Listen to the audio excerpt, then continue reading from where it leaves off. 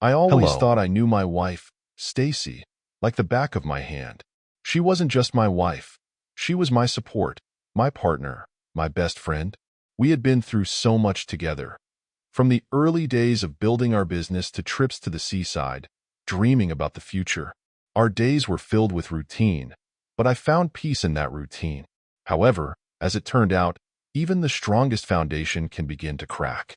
It all started after my brother Tom's birthday. He had just turned 45, and we threw a small celebration.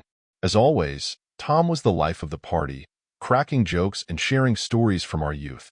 Not only was he my brother, but he was also my business partner. Together, we built a network of auto repair shops that provided a steady income.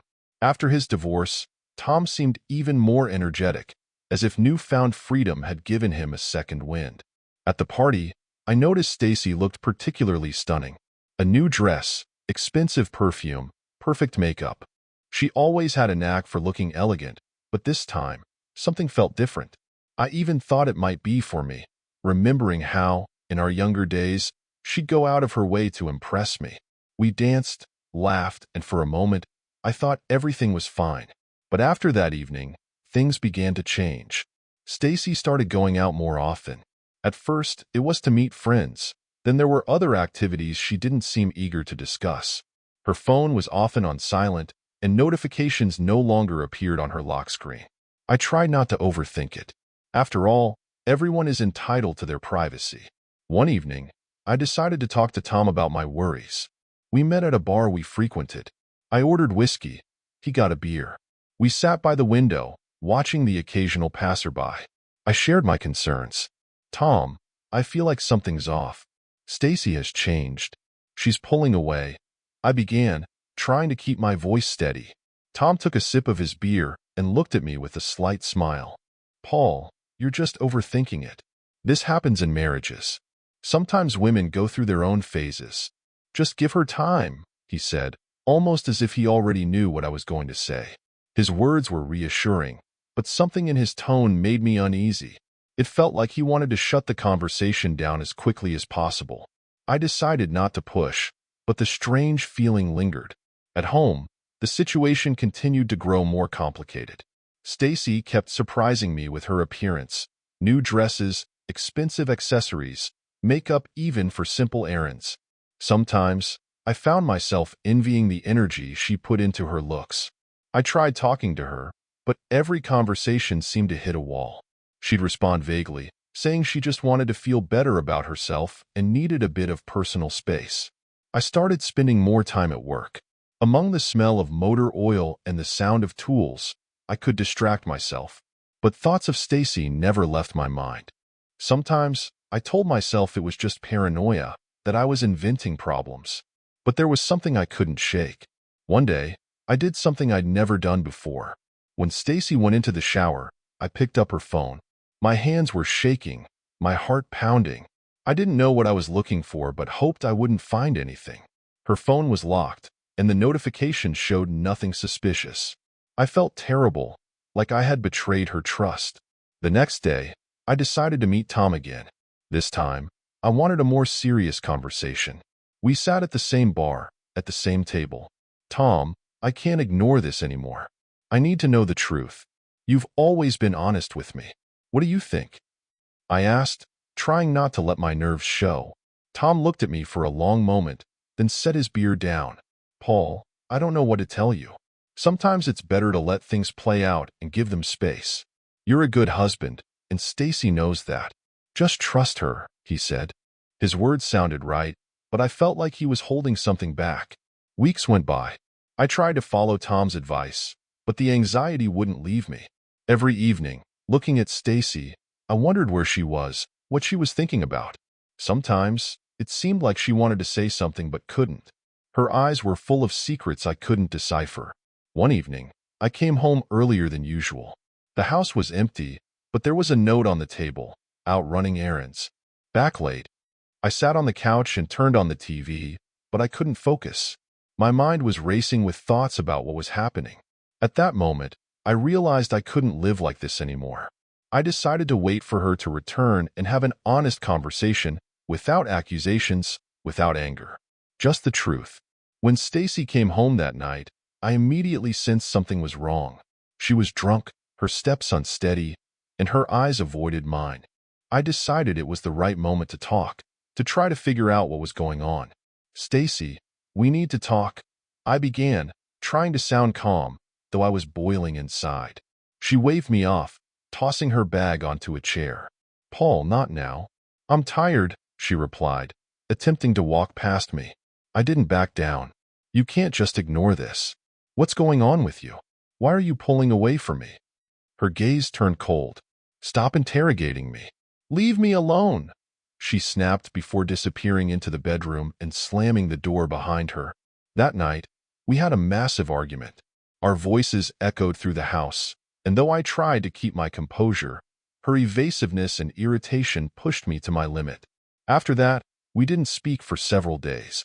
The house, once filled with warmth and comfort, became cold and tense. A week later, I received a call from an unknown number. Normally, I don't answer such calls, but something told me this one was important. "Paul, it's Kate," said a woman's voice on the other end. Kate was Tom's ex-wife. We hadn't spoken much since their divorce, but I always respected her. "Hi, Kate. What's going on?" I asked, feeling a twinge of unease. "We need to meet. It's about Stacy and Tom." "Trust me, it's important," she said, her voice serious, almost desperate.